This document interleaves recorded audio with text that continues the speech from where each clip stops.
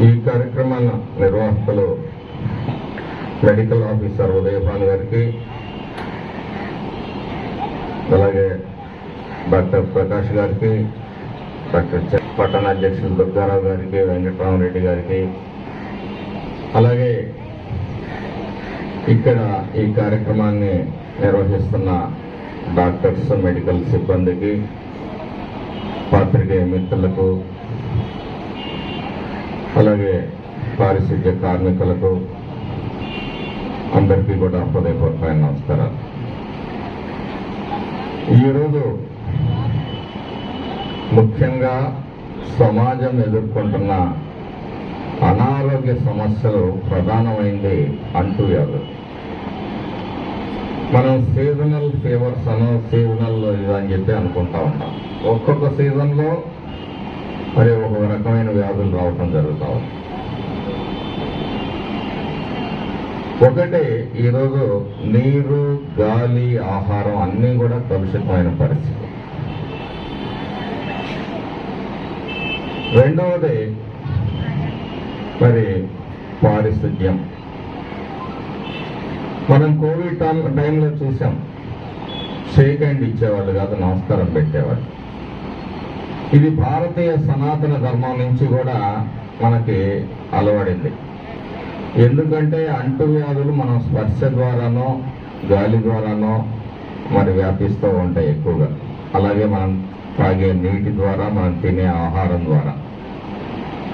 వీటినన్నిటినీ కూడా మనం పరిశుద్ధమైన నీళ్లు, ఆహారం, అలాగే మరి శుభ్రత పాటిస్తే ఒక 90%, కనీసం 70% అంటువ్యాధుల్ని నివారించుకోగలుగుతాం. మరి పారిశుద్ధ్య కార్మికుల పాత్ర ప్రముఖమైంది ఈరోజు అంటువ్యాధుల్ని నివారించడంలో. దురదృష్టం, పాపం పారిశుద్ధ్య కార్మికులకు జీతాలు కూడా లేని పరిస్థితి. మీ అందరికీ కూడా, పారిశుద్ధ్య కార్మికులందరికీ కూడా ఈ సందర్భంగా చెప్తాను, వీలైనంత త్వరలో మీ జీతం బకాయిలు కూడా మరి రాష్ట్ర ప్రభుత్వం ఏర్పాటు చేస్తుందని చెప్తాను. ఆ రోజు కోవిడ్ మహమ్మారి సమయంలో కూడా డాక్టర్లు, పారిశుద్ధ్య కార్మికులు, మెడికల్ సిబ్బంది వీళ్ళు చేసిన త్యాగం కూడా మనం మర్చిపోకూడదు. ఎందుకంటే ఒక అంటువ్యాధి దొరికితే ప్రాణానికే ప్రమాదం అని చెప్పి తెలిసినప్పటికీ కూడా మున్సిపల్ చైర్మన్ గారిని వేదిక వెళ్ళటం చూస్తారు. అయినప్పటికీ కూడా మరి ప్రాణాలకి చెల్లించి ఆ రోజు ధైర్యంగా, సేవాభావంతో మరి పారిశుద్ధ్య కార్మికులు కానీ, డాక్టర్లు కానీ సమాజానికి చేసిన సేవ మర్చిపోకూడదు. చాలామంది అనుకోవచ్చు, వాళ్ళ ధర్మం వాళ్ళు నిర్వహించారు, ఇందులో ఏంటని.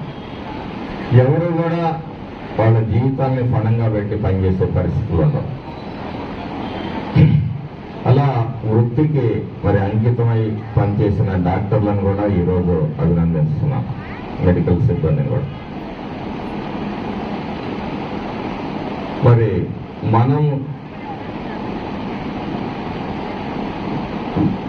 మనం చీచా అనే దూరంగా విసిరివేసి, మన రోడ్ల మీద విసిరివేసి చేతులు దులుపుకుంటున్నాం, మన ఇంట్లో అశుద్ధాన్ని మొత్తం తీసేసి.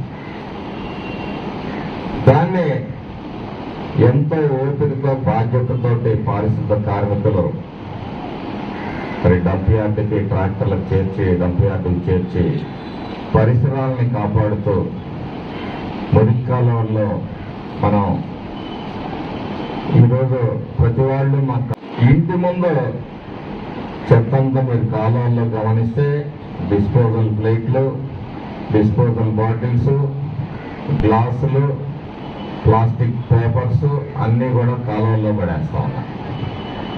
వేయటం అయితే తేలికే కానీ తీయటం చాలా కష్టతరమైన బాధ్యత.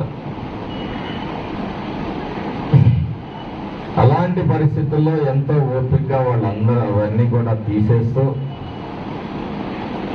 మరి మురుగునీటి సమస్యని దోమల బారి నుండి ప్రజల్ని కాపాడుతూ పనిచేస్తున్న వాళ్ళకి మరి మనం అందరం కూడా సమాజం అందరం కూడా గౌరవించాల్సిన అవసరం ఉంది.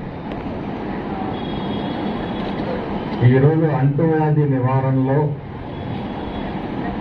ఒక ప్రముఖ పాత్ర పారిశుద్ధ్య కార్యక్రమంలో కార్మికులు మరి వహిస్తున్నారు. నివారణలో భాగం ఆ రోజు కోవిడ్ సమయంలో సాక్షాత్తు ప్రధాని నరేంద్ర మోడీ గారు ఒక పారిశుద్ధ్య కార్మికురాలు కాళ్ళు మొక్కి వాళ్ళని ఘనంగా మరి సన్మానించిన తీరు కూడా మనం మర్చిపోకూడదు. వాళ్ళని ఆదరించండి, గౌరవించండి. మన కోసం, మన పరిశుభ్రత కోసం, మన పరిసరాల పరిశుభ్రత కోసం పాటుపడుతున్న పారిశుద్ధ్య కార్యక్రమాలకు కష్టం వస్తే సమాజంలో ఉన్న వాళ్ళు కూడా వీలైనంత చేయొచ్చని ఇవ్వాల్సిందిగా కూడా మీ అందరినీ కూడా కోరుతాము. అలాగే మరి ఈరోజు అందరి ఆరోగ్యం కోసం, సమాజం కోసం, సమాజ పరిశుభ్రత కోసం పాటుపడుతున్న ఆ పారిశుద్ధ్య కార్మికులకి స్వచ్ఛ భారత్, స్వచ్ఛతా హీ సేవ కింద స్వచ్ఛ భారత్ కార్యక్రమంలో భాగంగా వారికి కూడా మరి వారి కుటుంబాలకి ఆరోగ్య పరీక్షలు నిర్వహించి వారికి మరి ఆరోగ్యాన్ని కాపాడే ప్రయత్నం హర్షణీయమని చెప్పి సందర్భంగా తెలియజేస్తూ సమాజంలో ప్రతి ఒక్కరిని కూడా పరిశుభ్రత పట్ల చైతన్యవంతులను చేయాలని చెప్పేసి కోరుతూ మరి అవకాశం ఇచ్చిన